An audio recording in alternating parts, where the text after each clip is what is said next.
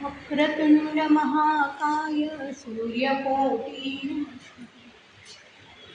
वक्रतुंड महाकाय सूर्यकोटि समप्रभ निर्विघ्नं कुरु मे देव सर्वकार्येषु सर्वदा सर्वमंगलमांगल्ये शिवे सर्वार्थसाधिके शरण्ये त्र्यंबके गौरी नारायणी नमोस्तुते। गुरुर्ब्रह्मा गुरुर्विष्णू गुरुर्देवो महेश्वरः गुरुः साक्षात् परब्रह्म तस्मै श्री गुरवे नमः। चरितं रघुनाथस्य शतकोटिप्रविष्टरम् एकैकम् अक्षरं पुंसां महाभारतनाशनम्। बोला राजाधिराज प्रभु रामचंद्र भगवान की, पवन सुत हनुमान की जय। जय जय रघुवीर समर्थ मंगलमूर्ती मोरया। नमस्कार। प्रभू रामचंद्रांच्या कृपा प्रसादाने, गोपाल कृष्णांच्या कृपा आशीर्वादाने आपण इथे श्रीराम विश्व पंचायतन उकल गीत रामायणाची या विषयावर चिंतन सुरू केलेलं आहे। आपल्या गीता धर्ममंडळाचे अध्यक्ष आदरणीय डॉक्टर दातार सर यांनी या पुस्तकाच्या आधारे हे चिंतन करण्याची अनुमती आपल्याला दिलेली आहे। आणि आत्तापर्यंत ह्या गीता धर्ममंडळाने त्यांच्या सौजन्याने आणि आपण रसिक श्रोते, कारण गीत रामायण हा विषय माहितीचा असला तरी परत नव्या उत्सुकतेने दरवेळेस ऐकायला येतात, म्हणून आपल्याही सहकार्याने ही प्रवचनमाला आपण चालू ठेवलेली आहे। तर ह्या प्रवचनांमध्ये आत्तापर्यंत आपल्या 15 गीतांचं विवरण करून झालेलं आहे। त्याच्यामध्ये मागच्या वेळेस आपण 13, 14, 15 या 3 पदांचा विचार करून आलो। 13वा पद होतं भायचे राम अयोध्यापती, सखे ग आनंद सांगू किती। आणि या पदातून आपण पाहिलं की सीतेच्या जावा, बहिणी, मैत्रिणी यांनी अतिशय आनंदाने हे पद गायलेलं आहे। आणि खरंच श्रीरामांना राज्याभिषेक होणार असे वेध सगळ्या अयोध्या नगरीलाच लागले होते आणि त्याचं सगळं वर्णन आपण या पदामध्ये बघितलं। तर आता ह्या पदामध्ये सगळ्या अयोध्येच्या म्हणजे रामांना राज्याभिषेक होणार हे सगळे वेध लागल्यामुळे डॉक्टर बालाजी तांबे यांनी या पदाचं शीर्षक दिलंय वेध राज्याभिषेकाचे। आपण पहिल्यापासून बघत आलो की प्रत्येक पदाला डॉक्टर तांब्यांनी वेगवेगळं शीर्षक दिलेलं आहे, मूळ शीर्षकापेक्षा सुद्धा नवीन, की जो आशय त्या पदात आहे त्या आशयाला धरून ते नवीन नावाचं म्हणजे नामकरण त्यांनी केलेलं आहे।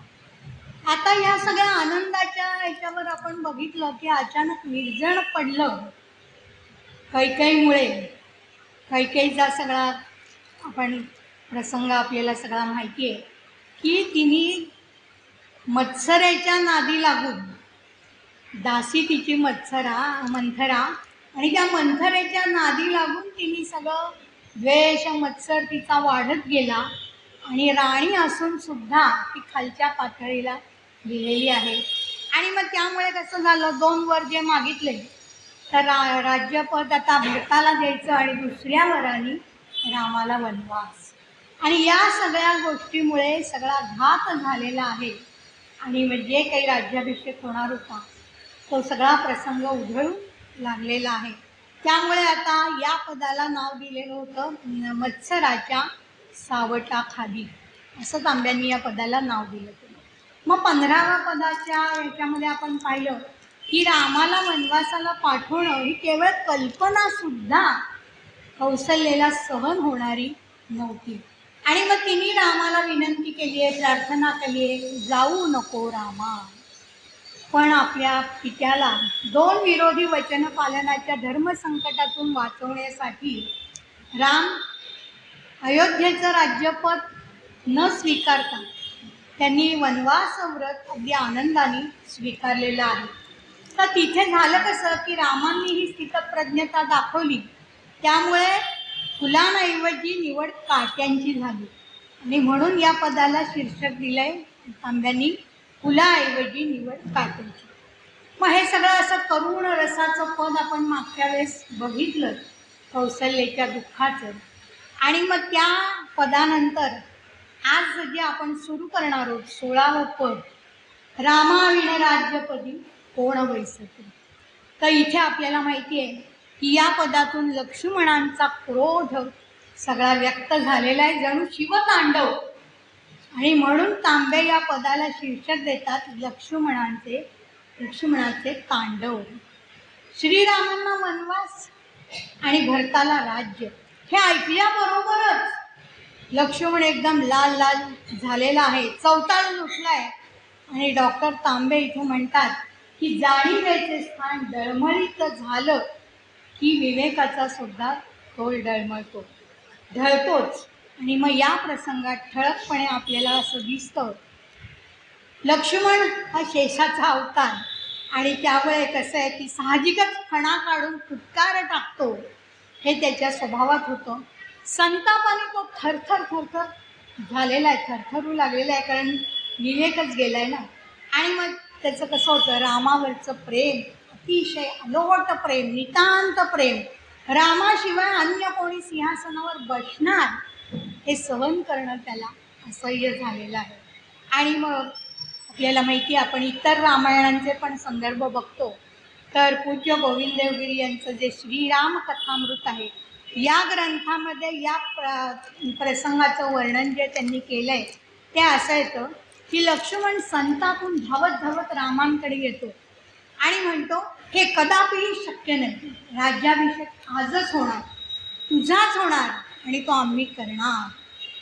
त्या आईच्या नादी लागून बाबांची बुद्धी फिरलेली आहे आणि त्यांनी वाटेल तो निर्णय घेतलेला असला तरी पण हे योग्य नाही. दादा, अयोध्येचे मंत्रिमंडळ, अयोध्येची जनता, अयोध्येची युवक, अयोध्येची सेना हे सगळे माझ्यासोबत आहेत आणि या सर्वांची एकच इच्छा आहे की राज्याभिषेक तुझाच व्हावा. आणि मग त्यामुळे ते पद येतं, रामाविण राज्यपदी कोण बैसतो. आणि आज आपण गदी माडगूळकरांची जी प्रत्यक्ष रेडिओवर गाणी झालेली आहेत, सुधीर फडके, तर त्यांचाच पद ऐकणार आहोत. म्हणजे नेहमी मी नुसतं वर्डिंग वाचत जाते, त्याच्याऐवजी या पदाच्या पहिल्या 5 कडव्यांच्या विश्लेषणात तांबे जे विश्लेषण करतायत ते असं आहे की रामांवर झालेल्या अन्यायाने लक्ष्मण संतापलेला आहे आणि राम हा सर्वार्थाने राज्याभिषेक करण्यासाठी योग्य आहे, शिवाय दशरथांनी तसा कौल दिलेला आहे. असं असताना एका रात्रीत चक्र फिरतात आणि मग सगळंच फतवा निघालेला आपल्याला माहिती आहे की रामाला राज्य नाही आणि रामाला वनवासात पाठवायचे, राज्य भरताला आहे. आणि मग असं सगळं झाल्यामुळे त्याची कारण मीमांसा करताना लक्ष्मणाने कैकेयीची गय केली नाही, आपण बघितलं. आणि ना जन्मदाता दशरथांची सुद्धा गय केलेली नाही. लक्ष्मण हा रामांवर नितांत प्रेम करणारा आहे आणि त्यामुळे रामांवर झालेला अन्याय सहन झाला नाही. आणि त्यामुळेच लक्ष्मण म्हणजे आपल्याला माहिती आहे तांब्यांनी विवेक असं रूपक दिलेलं आहे. तर लक्ष्मण रूपी विवेक गेला आणि खुद्द लक्ष्मणाने त्याचं काय होतं हे उदाहरण आपण बघतोय. लक्ष्मणाचा विवेक जागेवर असेपर्यंत सगळं ठीक आहे, पण जेव्हा त्याचा विवेक जागेवर होता, विवेक हल्ला, विवेक ढळला आणि मग सगळं काही बाजूलाच पडलेलं आहे आणि त्या अविवेकाने ठाण घेतलेलं आहे.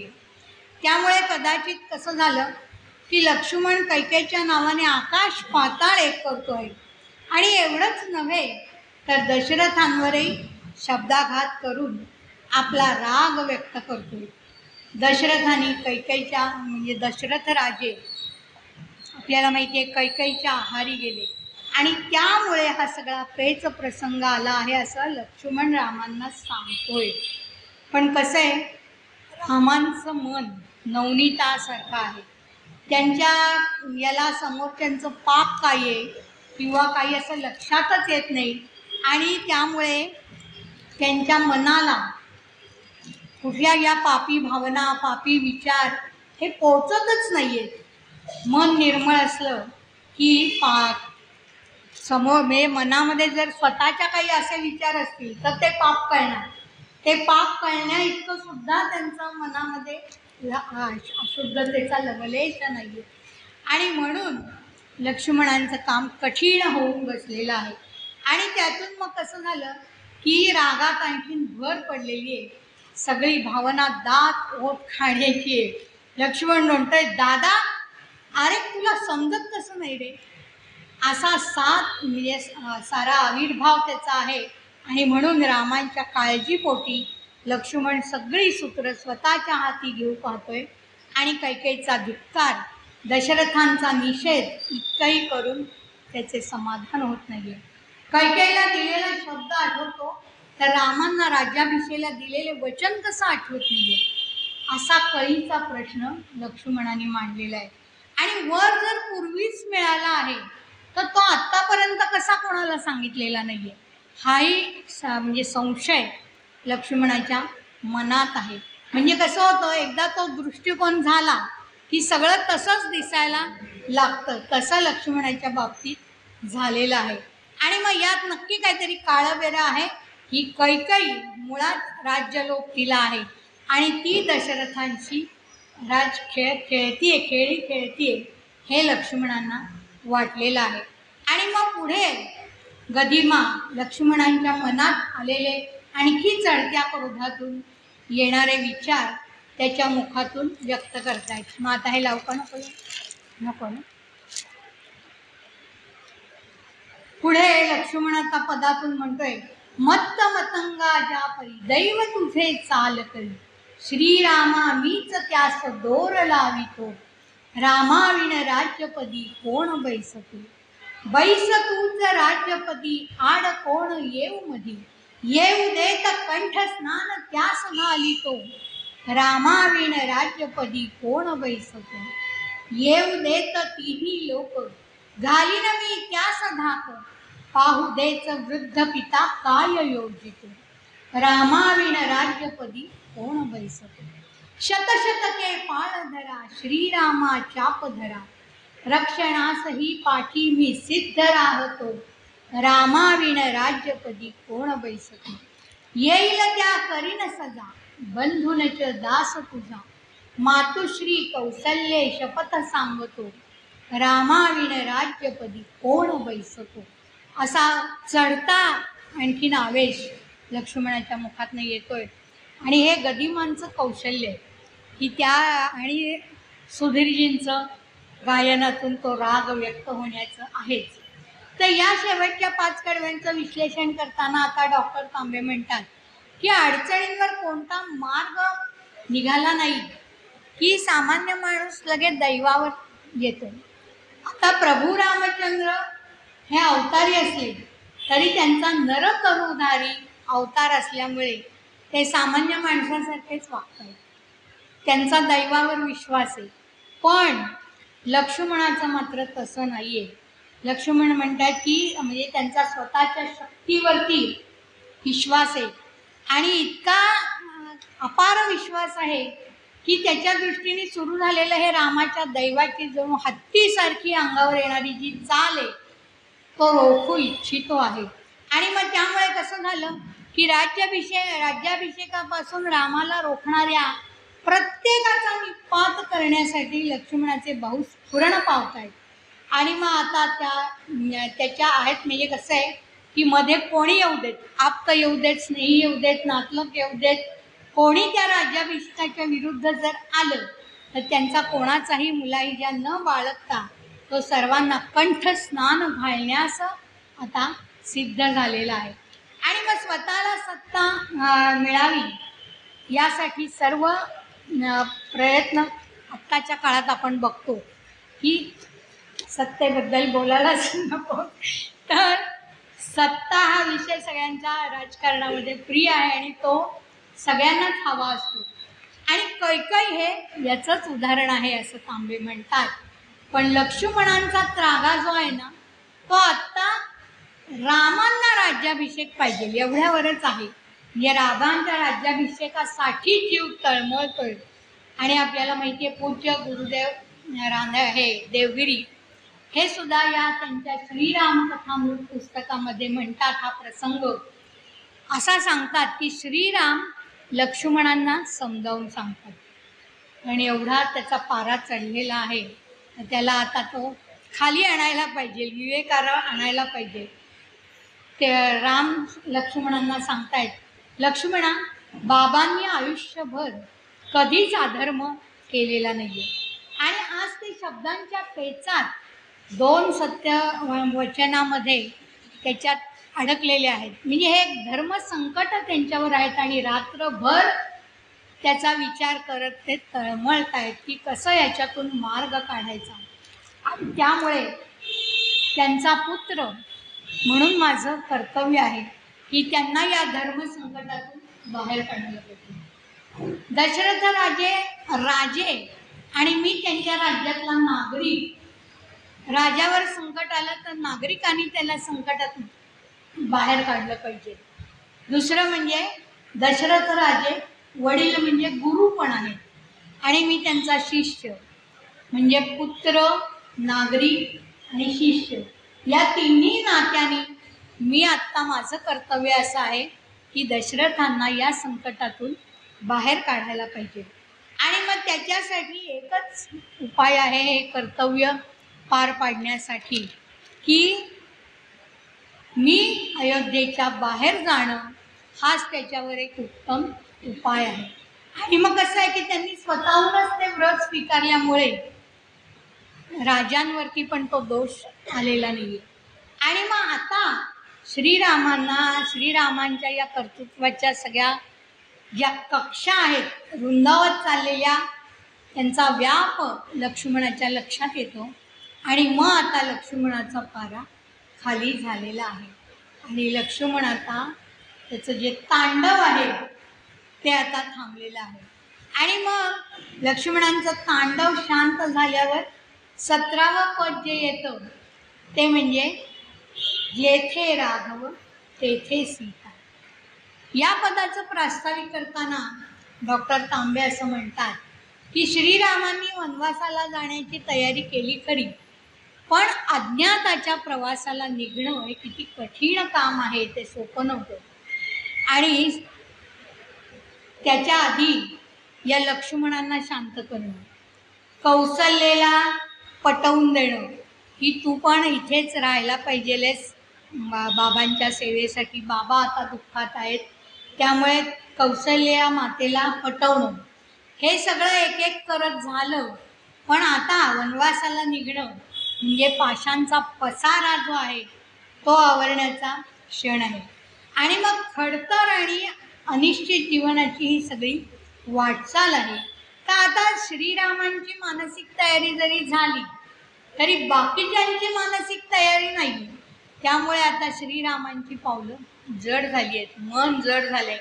आणि जेव्हा सीतेच्या महालात ते गेले, खांबाला टेकून उभे राहिलेले आहेत आणि सीतेच्या चेहऱ्याकडे पाहिल्यावरती, कारण सीता आनंदात होती आणि हे आता असा प्रस्ताव घेऊन आलेले आहेत, धैर्यच खचलेलं आहे रामांचं.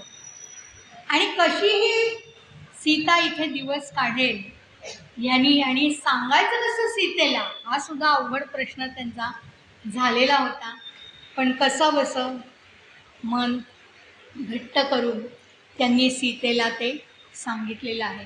आणि कसं झालं, सत्यनिष्ठेबद्दल, पितृभक्तीबद्दल, धर्मपालनाबद्दल अशा वेगवेगळ्या भूमिका रामांनी चांगल्या केलेल्या आहेत. पण हे जे सगळं याला सामोरं जाणं, यामुळे झालेलं मनामध्ये जे क्रंदन आहे, जो मानसिक ताण आहे, तो आता सैल कुठे करायचा. ते पत्नी हेच शेवटी स्थान आहे. आणि मग सीतेला कसं बसं जड अंतःकरणाने त्यांनी सगळं निवेदन केलेलं आहे. आणि शेवटी आता तिचा निरोप मागितलेला आहे. आणि सीता त्यांना निरोप देण्यास तयार झाली नाही. कारण राम आणि सीतेचं नातं कसं आहे, पती पत्नींच्या नात्या पलीकडचे ते नातं. राम म्हणजे आत्मा आणि सीता म्हणजे शरीर. आत्म्याशिवाय, प्राणाशिवाय म्हणजे जाणीवेशिवाय शरीर काय कामाचं. सीतेने रामांना एक मूलभूत प्रश्न विचारला की चैतन्यापाठोपाठ शरीर आहे, तसेच श्रीराम आहेत म्हणून सीता आहे, तेव्हा तुम्ही माझा निरोप कसा काय मागताय. कसं आहे, आपल्याला अध्यात्मातलं ब्रह्म आणि माया, आत्मा आणि काया, ह्या सगळ्या जोड्या त्या अतूट आहेत, त्या माहिती आहे. आणि म्हणून डॉक्टर तांबे या पदाला नवे शीर्षक देतात, सीताराम एक अतूट नाते. म्हणजे निरोपाचं जे पद आहे त्या पदाला हे त्यांनी नाव दिलेलं आहे. आणि मग आता कसं आहे की पूज्य गोविंदगिरींच्या कथातला जर आपण संदर्भ घ्यायचा झाला तर सीतेचा निरोप घ्यायला जेव्हा राम येतात तेव्हा ती तडफदार उत्तर देते. ती म्हणते, तुम्ही इतरांचे निरोप घेऊ शकाल पण माझा निरोप तुम्हाला घेता येणार नाही. निरोप कशाला माझा घेता, जेथे राघव तेथे सीता. चंद्राला सोडून ज्योत्स्ना कधी राहिली आहे का, सूर्याला सोडून प्रभा कधी राहिली आहे का, तर रामाला सोडून सीता कशी राहील. असं सगळं अतूट नातं तिने पण तिथे व्यक्त केलेलं आहे. आणि मग या पतिव्रता सीतेच्या मुखात असं म्हणलेलं आहे की उदास हसत सीता म्हणाली. गदिमांचं जे निवेदन येतं ना त्याच्यात ते आहे, निरोप कसला माझा घेता, जेथे राघव तेथे सीता. ज्या मार्गी हे चरण चालती, ज्या मार्गी हे चरण चालती, त्या मार्गी मी त्यांच्या पुढती. वनवासाची मला न भीती, संगे आपण भाग्य विधाता. संगे असता नाथा आपण, प्रासादाहून प्रसन्न कानन. शिळेस म्हणतील जनसिंहासन, रघुकुल शेखर वरी बैसता. निरोप कसला माझा घेता, वनी श्वापदे क्रूर निशाचर. वनी श्वापदे क्रूर निशाचर, भयन तयांचे मजसी तिळभर. पुढती मागे दोन धनुर्धर, चाप त्या करी पाठीस भाता. निरोप माझा कसला आहे. या पदाच्या सुरुवातीच्या ही जी 3 कडवी झाली याचं विश्लेषण करताना डॉक्टर तांबे असं म्हणतायत की पती अनुसरण करणारी ती पत्नी. सीतेला रामांबद्दल, त्यांच्या कर्तृत्वाबद्दल प्रचंड आदर आहे, विश्वास आहे. आणि त्यामुळे कसं आहे की ज्या माणसाला एकदा आपण आपलं जीवन अर्पण केलेलं आहे, त्यामुळे त्याच्यावर येणारी कुठलीही परिस्थिती काही असलं तरी आपण त्याला साथ दिली पाहिजे. आपल्याला हरिश्चंद्र तारामतीची कथासुद्धा माहिती आहे की हरिश्चंद्रावर जेव्हा वेळ येते राज्य सोडून जायचे, तेव्हा हरिश्चंद्र तारामतीला सांगतो की तू माहेरी जा. पण तारामती म्हणते की तुम्ही राजे असताना मी राणी म्हणून बसले, राणी पद मिळवलं, आता तुम्ही राजे म्हणून नाही तर तुम्हाला सोडून मी माहेरी जाऊ. तर आपल्या भारतीय नारीचं हे वैशिष्ट्य आहे आणि हे रामांच्याच कुलातलं आहे. तसंच सीता आता म्हणतीये की तुम्हाला एकदा मी स्वीकारलाय पती म्हणून, तर तुमचं जे सुखदुःख आहे ते माझं सुखदुःख आहे. आणि त्यामुळे बरी वाईट परिस्थिती भोगण्यासाठी जे काय असेल ते मी करणार आहे. आणि एकट्या रामांनी वनवासात जायचं आणि सगळ्या दुःखाला सामोरं जायचं हे तिला पटत नाहीये. म्हणून ज्या ठिकाणी आपला प्रिय पती बरोबर असेल त्या ठिकाणी पत्नीला भीती कशाची? म्हणजे राम जे सांगतात ना की अशी श्वापद आहेत, अमुक आहेत वगैरे, तर तुम्ही एवढे पराक्रमी माझ्याबरोबर असताना मला भीती कशाची? जोपर्यंत शरीरात चैतन्य आहे तोपर्यंत बाह्य संकटाशी लढण्यासाठी शरीराकडे शक्ती असते. आणि आतील, आता आयुर्वेदातून किंवा या भाषेतून तांबे बोलतात ना, तर ते म्हणतात आतील नाड्यांच्या वनवेलींमध्ये उत्पन्न होणाऱ्या दोषांचीही भीती नसते. आणि म्हणून ते जे दाखला देतात की एखाद्या दुर्लक्षित ठिकाणी एखादा गुलाबाचं फूल आहे, तर ते गुलाबाचं फूल टवटवीत आहे, पण इकडे प्रासादामध्ये ती बाग आहे, त्याच्याकडे आता ते गुलाब फूल किंवा गुलाबाचं झाड निर्जीव व्हायला लागलेलं आहे. म्हणजे सीतेला राम वनवासात जाणार आणि आपण प्रासादात राहणार, तर तिला त्याच्यात काय आनंद वाटणार आहे? त्यामुळे ती दुःखीच राहील तिथे राजमहालामध्ये. रामांबरोबर वनवासात गेली तरी ती मग आनंदित राहणार आहे, टवटवीत राहणार आहे, वनवास हा सुखाचा, अशी तिची स्थिती झालेली आहे. आणि मग आता तिच्या दृष्टीने राम नसलेले अयोध्येचा महाल हा काही उपयोगाचा नाही, सुखकारक नाही. माणसाच्या योग्यतेवर माणसाच्या खुर्चीचं महत्व येतं. म्हणजे खुर्ची किती मोठी असली पण माणूस त्या पात्रतेचा नसेल तर काही त्याला महत्व नाहीये. तर आता इथे त्यांनी म्हटलंय ना की दगडावर राम बसले, पण तरी रामांचं स्थान काय फक्त त्या राजसिंहासनावर बसल्यावरच त्यांना मान आहे असं नाही. ते दगडावर बसले तरी ते सिंहासन म्हणून लोक मानतील असं सीतेला विश्वास आहे. आणि मग कसं आहे की जाणीव आणि विवेक हे तांब्यांचं पहिल्यापासून आपल्याला शब्दप्रयोग माहिती आहेत की जाणीव व विवेक शाबूत असताना दुष्ट शक्तींना भिण्याचं कारणच नाही. मग जाणीवेचे मूर्तिमंत स्वरूप म्हणजे श्रीराम आहेत आणि विवेकाचं स्वरूप म्हणजे लक्ष्मण आहेत. ते दोघंही सोबत असताना सीतारूपी शरीराने भ्यायचं कारणच काय? आणि मग या भावना सीतेनी असं म्हटलेलं आहे पदामध्ये की माझ्याबरोबर पती आणि धीर असताना मला वनात येऊ नको, माझा निरोप कसा काय तुम्ही घेताय? आणि मग पुढे सीतेनी रामांना वेगवेगळे प्रश्न विचारलेले आहेत.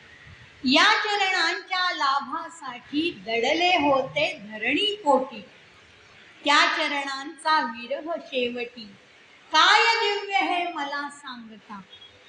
हे धरणीची माही आहे ना ती कन्या, तर तिथे दडून बसले ती इतके वर्ष, आणि मग मला असं दिव्य तुम्ही म्हणजे निरोप द्यायला येत आहे.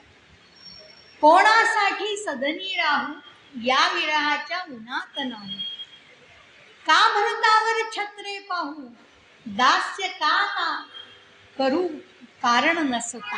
हे सगळे प्रश्नचिन्ह आहेत. का कैकईवर मिळवी तिसरा, का आपुयाही मनी मंथरा. त्या कैकईच्याच मनात मंथर आहे असं नाही, तुमच्याही मनात मंथर आहे. म्हणजे आता ती इतकी याच्यावरती विचार करून उद्विग्न होतीये. का छळिता मग वृथा अंतरा, एकटी समज का हो त्यजिता. इतकी रामांना ती प्रश्न विचारून की हे छळणंच आहे मला इथे ठेवून जाणं म्हणजे असं आहे. तर सीतेची ही जी विचारधारा आहे ती उलगडून दाखवताना डॉक्टर तांबे असं म्हणतात की एका बीजाला खोल खड्डा खणून त्याच्यामध्ये आतमध्ये गाडलंय, त्याला जो त्रास सहन करावा लागला त्यातूनच अंकुर बाहेर आला आणि त्या अंकुराचंच पुढे झाड आलेलं आहे. रचनात्मक सृजनात्मक क्रिया हीच अधिक महत्वाची आहे. आणि हा सोसावा लागलेला जो त्रास आहे ना तो या मानाने सगळा क्षुल्लक आहे. म्हणजे सीता जी धरणीतून वर आली ती या रामरूपी चैतन्याची जाणीवेची प्राप्ती व्हावी याच्यासाठी आणि पतीच्या प्रेमासाठी, पती बरोबर एक रूप राहता यावं यासाठी सीतेने एवढा त्रास सहन केलेला आहे. आणि वाटेल ते कष्ट, वाटेल तो त्रास भोगण्याची तिची तयारी आहे. श्रीराम वनवासात गेल्यावर भरत राज्य करीत असताना एक उपेक्षिता म्हणून अयोध्येत मी का राहू, कशासाठी राहू? कारण हा अपमान आहे ना.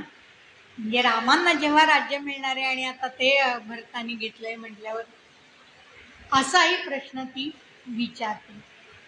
कैकेयीने मिळवलेला वर वगैरे याच्यामध्ये तिला काही रस नाहीये, पण आपला पती आपल्याला सोडून दूर जात आहे याचं मात्र तिला खूप दुःख आहे.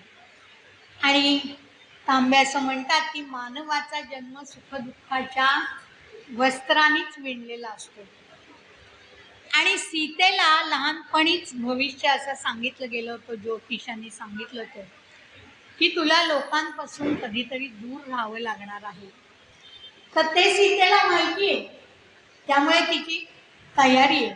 आणि कसं आहे की लोकांपासून दूर जरी राहिलं तरी पती जवळ असल्यावरती मग काही तो प्रश्न नाहीये. विजनवास जे म्हटलेले, विजनवास या आहे दैवी, ठाऊक होते मला शैशवी. सुख दुःखाकित जन्म मानवी, दुःख सुखावे प्रीती लाभता. रामांचं प्रेम हेच तिच्या दृष्टीने सुख आहे. त्यामुळे विजनवास भोगायला ती म्हणजे भोगणं म्हणजे त्याचं दुःख भोगायचं नाहीच आहे तिला. तोडा आपण मी न तोडीते, शतजन्माचे आपुले नाते.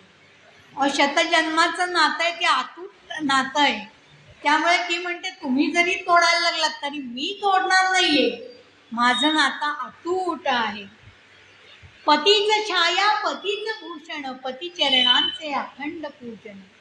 हे आर्यांचे नारी जीवन, अंतरायका त्यात आणिता. जेथे राघव तेथे सीता. पतीच छाया आहे आणि पतीच भूषण आहे, इतकी ती पतिव्रता आहे. आणि मग तिने म्हटलं की जाया पती का दोन मानिता. दोन कशासाठी मागायचे, एकरूपच ते आहेत, एकत्वच आहे. असं सगळं ते अद्वैतच तिच्या या शेवटच्या म्हणजे या कडव्यातून येतं. आणि मग आता एवढं ती सगळं बोलतेय की आर्यांचं नारी जीवन असं आहे, अमुक आहे, म्हणजे सगळं ती जे काही धर्माप्रमाणे आहे ते सगळं सांगते, तरी राम काहीच बोलत नाहीये. आणि मग तिला असं वाटलं काय आहे, बायका भडावडा बोलतात आणि मग काहीच प्रतिसाद मिळाला नाही का असं वाटतं की मी आपलं चुकलं होते, असा भाव तिच्या मनात येतो. मूक राहता का हो आता. विविध म्हणजे आता कसं आहे की रामांना मूक राहण्याशिवाय पर्यायच नव्हता, कारण ती जे बोलत होती ते सगळं सत्यच होतं. रामांजवळ काही त्याला उत्तर द्यायलाच नव्हतं, त्यामुळे ते मूक होते. पण त्यांच्या मनातला भाव सीतेने ओळखलेला आहे. मूक राहता का हो आता, विविध कितीदा ठेवू चरणी माथा. आपल्याला माहिती आहे सीतेने पुढे सुद्धा अग्निदिव्य किती वेळा केला, म्हणजे त्याला काही सीमाच नाही. तर कितीदा माथा ठेवू तुमच्या चरणांवरती म्हणजे. आणि मग ती म्हणते असे न चुकले कुठे बोलता, क्षमा करावी जानकी नाथा. तर इथे आता तिने जानकी नाथा जे म्हटलेलं आहे, ती पूर्ण जानकी नाथ म्हणलं की सनाथ जानकीचे नाथ म्हणल्या सगळी जबाबदारी तुमच्यावर आहे, असा थोडक्यात त्या जानकीनाथा संबोधण्याचा विषय आहे. जेथे राघव तेथे सीता असं म्हणताना वेळोवेळी तिने उदाहरणं देत सीतेने स्त्री धर्माचं बरचसं वर्णन या ठिकाणी केलेलं आपल्याला जाणवतं. आणि मग शेवटी एकदा राम काहीच बोलत नाहीत असं पाहून सीता श्रीरामांची क्षमा मागते. आणि मग जानकीनाथा म्हटल्यामुळे सगळी परिकर्तव्याची जाणीव करून दिलेली त्या एका शब्दामध्ये. आणि म्हणजे ते जे संबोधन वापरले ते. आणि मग सीतारामाच्या अद्वैतावर ती पुन्हा पुन्हा बोलत राहिलेली आहे. आपण बघितलं तिच्या रोमातून जणू राम प्रकट होत आहेत आणि राम तिच्या अणुरेणूमध्ये इतके भिनलेले आहेत की ती स्वतःला राघवांपासून वेगळंच काढू शकत नाही आणि तिने वेगळं काढू इच्छित पण नाही. तिचा एकच घोष आहे, जेथे राघव तेथे सीता, जेथे राघव तेथे सीता. आणि मग आता कसं झालं, सीतेचा हा निश्चय तिच्या पातिव्रत्या एवढाच अभंग होता, ठाम होता निर्णय. आणि आता रामांना तो मोडून काढता आलेला नाही. म्हणजे तिचाच शेवटी म्हणजे म्हणणं मान्य करायला लागणार आहे. सीतेचा निश्चय खरं तर रामांनाही सुखावहच होता. वरवर जरी त्यांना असं वाटत असलं तरी मूळ त्यांनाही तेच हवं होतं. पण ते कसं असं म्हणणार. सीतेने परंपरा आणि कुलाचार यांना धरून घेतलेला निर्णय अतिशय उत्तम आहे. पण वनवासात यायचं झालं तर कसं आहे की सगळा मोह लोभ सगळा त्याग करायला पाहिजे. आणि मग आता राम म्हणतायत की वनवासात यायचा असेल तर वस्त्रभूषणांचा सगळा त्याग करून तू चटकन निघ. तर चटकन निघ म्हणजे कसं आहे की जे दान करायचं ते कमी वेळात भराभर सगळं केलं तर आहे. नाही तर या हाताचं या हाताला कळेपर्यंत आपण म्हणतो ना की नको नको हे नको द्यायला तसं व्हायला नको. तर म्हणून चटकन निघ असं रामांनी सांगितलंय. आणि मग कसं आहे की पहिल्यांदी सुरुवातच उंची वस्त्र देऊन आभूषणे देऊन त्याग करून असं केलेलं आहे. आणि सीतेने फक्त सौभाग्य लेणी आपली ठेवलेली आहेत. कितीतरी चांगली आभूषणं. म्हणजे असं म्हणण्याचं कारण म्हणजे कसं पुढे ती मोहात पडली तो भाग वेगळा. पण आत्ता तिने रामांसाठी सर्वस्वाचा त्याग केलेला आहे. दागिने तिला महत्वाचे नाहीयेत, संपत्ती तिला महत्वाची नाहीये आणि आभूषणांचा तिने त्याग केला आहे. तिचा रामांबरोबर जाण्याचा निर्धार इतका सखोल होता याची साक्ष या सगळ्या आभूषण त्यागातून पटते असं तांबे म्हणतायत. राम लक्ष्मण यांनी राजवस्त्रांचा त्याग करून वल्कल धारण केली. तिथेही रथात बसून तिघही रथात बसलेले आहेत आणि आता वनवासाला निघाले. अवघं वातावरण शोकमय झालेलं आहे. श्रीरामांच्या रथामागून चालणाऱ्या प्रजाजनांना दुःखावेग आवरत नव्हता. कारण राजाचे रथात म्हणजे केवळ सिंहासनावर स्थान आहे असं नाहीये, लोकांच्या हृदयामध्ये रामांचं स्थान आहे. आणि मग कसं आहे, आत्ताही आपण बघितलं 22 जानेवारीला अयोध्येच्या मंदिरात श्रीरामांचं प्राकट्य झालं. आणि खरोखर संपूर्ण भारतभरच काय विश्वभर रामोत्सव झालेला आहे. म्हणजे आजही रामांचं स्थान आपल्या सगळ्यांच्या हृदयात आहे. असं स्थान त्यावेळेस प्रत्यक्षात असताना पण होतं. आणि मग कसं झालं की राज्याभिषेक होणार रामांचा हे केवढं आनंदाचं आहे. लोकांना सगळ्यांना आनंद झालेला होता. आपण बघितलं राज्याभिषेकाचे वेध लागले आणि मग एका रात्रीत सगळं बदललेलं आहे. म्हणजे रामांना राज्यपद मिळणार नाही हे झालं.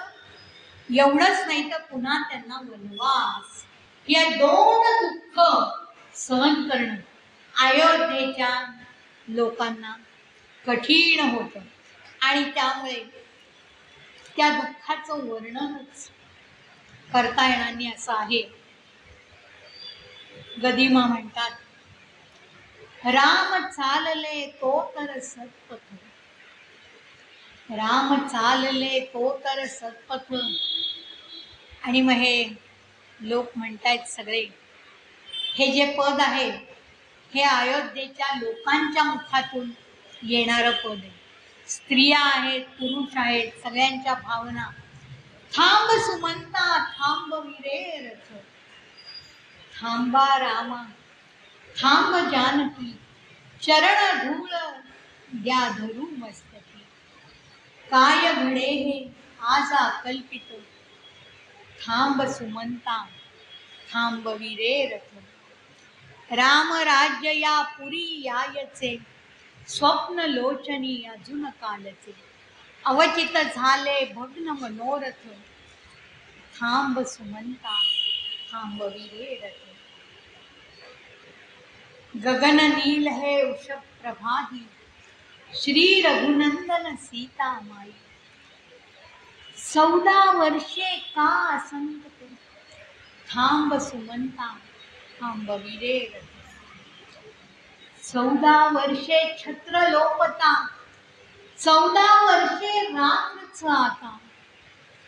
उरेल नगरी काही मूर्छित, थांब सुमंता थांबविले रथ. आता याच्यावरती डॉक्टर तांबे म्हणतात, अयोध्येतून राम जाणार. ही कल्पना अयोध्यावासियांना असह्य वाटणारी आहे. आणि अयोध्येत राम नाही. राम नाही म्हणजे अयोध्येत प्राण नाही. 14 वर्ष सारी जणू अयोध्याच बधीर होणार. अयोध्येत प्राण नाही. वैद्यकीय भाषेत तांबे म्हणतायत की ही तर कोमामधली अवस्था आहे. सगळी अयोध्या कोमात जाईल. ही अयोध्यावासियांची सार्थ भीती होती. घराघरातून रस्त्यातून गल्ली गल्लीतून सगळे लोक विलाप करतायत. काय विचित्र प्रसंग आहे हा. तांबे असं म्हणतायत की तेज ओज सृजनशीलता काहीच नाही.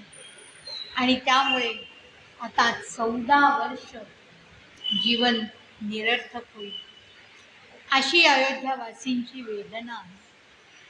एकीकडे आपले मनोरथ भग्न झाल्याचं दुःख आणि दुसरीकडे राम 14 वर्षांसाठी वनवासाला निघाल्याचा शोक. अशा दुहेरी दुःखाचा डोंगर त्यांच्यावर कोसळल्यामुळेच ते असह्यामुळे अस्वस्थपणे सुमंताला रथ थांबवण्याची याचना करतायत.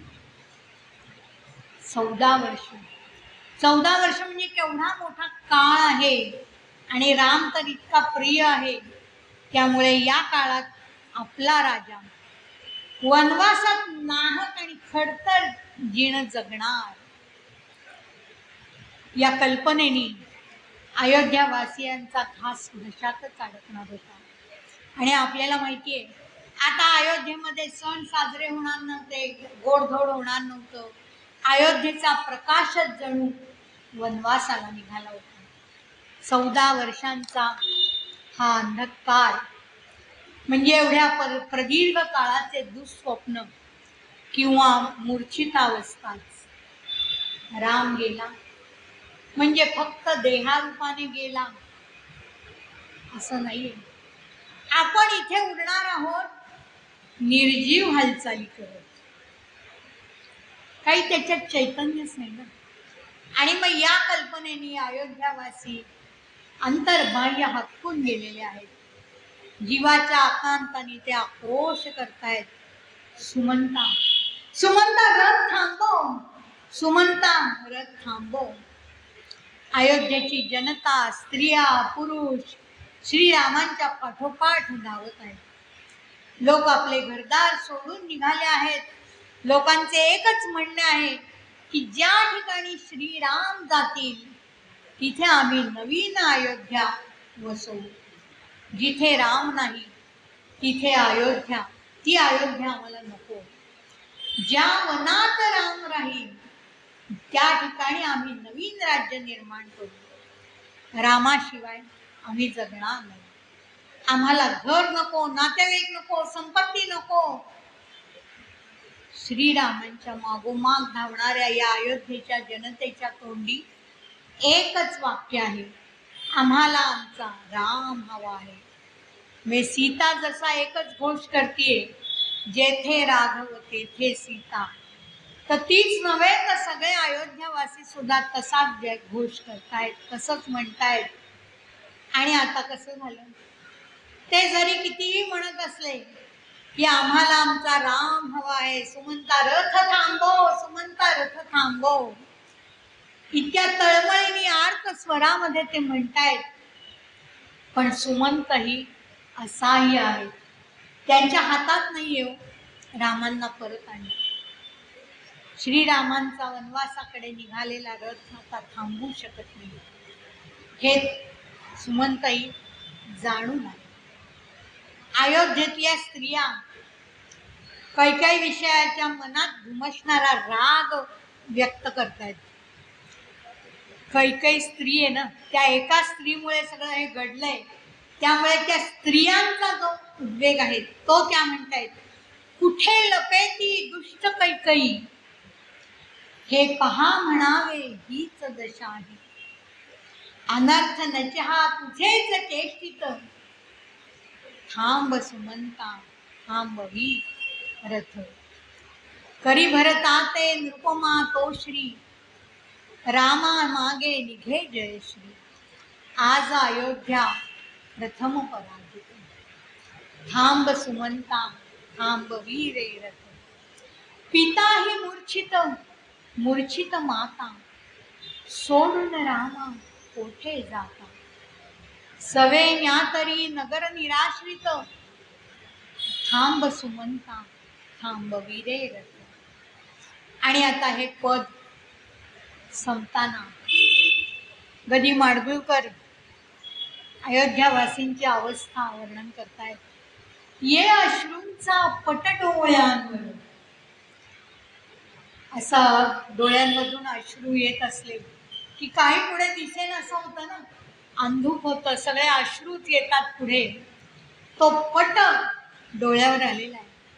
कोठे रथ तो कोठे रघुवर, गळ्यात रुतली वाणी कंपित, थांब सुमंता थांबवी रे रथ. आणि या पदातच म्हटलेलं आहे की अयोध्या ही म्हणजे पराजित झालेली प्रथम पराजित. कसं आहे की राम जाणार आणि भरत राजा होणार, पण भरताकडे काही जयश्री राहणार नाहीये. रामांची जयश्री रामांच्या पाठोपाठ निघाली आहे. अयोध्या ही अपराजित नगरी आहे. कुठल्याही आयुधांनी व शस्त्रांनी जिचा पराभव करता येणे अशक्य आहे. अयोध्येबाहेर कोणतीही अशी सत्ता अस्तित्वात नाही की जी अयोध्येशी दोन हात करू शकेल. पण कसं झालं, अयोध्येत सुरंग पेरू शकेल असं बाहेरचं कोणी नसलं तरी पण दृष्टीपथात आलेल्या रामराज्याला स्वतःच्याच राजघराण्यातून सुरुंग लागलेला आहे आणि साक्षात कैकेयीच्या हातून. त्यामुळे कैकेयीच्या विरोधात जनक्षोभ प्रचंड उसळलेला आहे. विशेषतः महिला तर तिच्या सातत्याने तिला दूषण देत आहेत. कैकेयी जितके सारे कुटील असतानाच कुटील कारस्थान. कसं आहे की अयोध्येच्या स्त्रिया दोष देत आहेत, पण ज्यांच्याबद्दल हे सगळं केलंय ना कारस्थान, ते श्रीराम मात्र तिच्यावरचा प्रेमभाव तसाच ठेवून तिला काही दोष देत नाहीये. कैकेयीच्या आग्रहावरून भरताला राजगादी मिळणार, पण जयश्री मात्र रामाच्या मागे चाललेली. तर कैकेयी तांबे असं म्हणतायत की कैकेयी ही केवळ व्यक्ती नाही तर तमोगुणांनी भरलेली वृत्ती आहे आणि त्यामुळे ही अयोध्या पराजित झाली आहे. त्यांचं असं म्हणणं आहे की सुख आणि आनंदाच्या निर्मितीसाठी समाजातील प्रत्येक व्यक्ती महत्त्वाची भूमिका निभावत असते आणि एखाद्या व्यक्तीच्या अंतःकरणात चैतन्य आणि आनंदरूपी राम असेल तर सगळं सुखकर होणार आहे. पण कैकेयी संचारली तर किती अनर्थ ओढवतो हे या इथे आता अयोध्यावासी डोळ्यांनी पाहत होते. आणि मग अयोध्यावासियांचे डोळे रडून रडून सुजले आहेत. त्यांची समजूत काढणारे कोणी नाही, त्यांना आवरणारं कोणी नाही.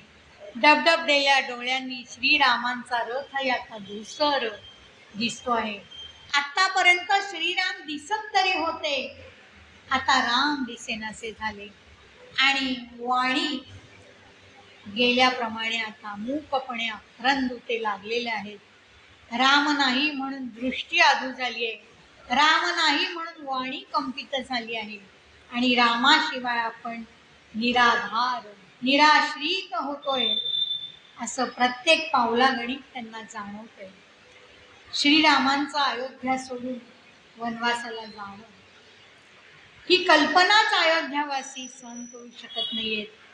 आणि आता त्यांना श्रीरामांचा होणारा विरह, होणारं शोक दुःख, हे सगळं आर्त असं जे त्यांचं मन आहे ते सारं गदिमांनी इतकं वर्णित केलेलं आहे की जणू काही तेही अयोध्यावासी झालेले आहेत.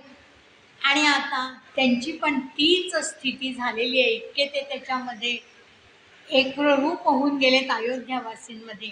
आणि मग अशा कुंठित होणारी वाणी आपलंही मन व्यथित करून सोडते. हे खरं सुधीरजींच्या आवाजात ऐकणं वेगळं आहे, पण ते काहीतरी आवाज येत नाही असं झालं. असो, आपण सगळ्यांनी आजच्या ह्या 3 पदांचं विश्लेषण तांब्यांच्या याच्यामुळे पुस्तकावरून श्रवण केलं. खरं तर आपल्याला गीत रामायण माहिती आहे, रामायण माहिती आहे, पण रामावरच्या प्रेमामुळेच आपण इथे सगळे येता आणि तुमचा हा प्रतिसाद मिळतो म्हणून मला पण बोलायला म्हणजे उत्सुकता वाटते. आणि खरंच आता पुढच्या वेळेस आपल्याला जय गंगे जय भागीरथी असं सगळं आनंदाचं उत्साहाचं पद घ्यायचं आहे. आणि त्याच्यात बालाजी तांब्यांनी सांगितलेले वेगळे वेगळे दृष्टिकोन आरोग्याच्या दृष्टीने, की गंगा म्हणजे आपल्या इथे तिचं स्थान कुठं आहे वगैरे, असे सगळे दृष्टिकोनातून त्याचं निरूपण होणार आहे. 7 ऑगस्टला आपण पुन्हा भेटूया. आणि आपल्या सगळ्यांविषयी मी कृतज्ञता व्यक्त करते.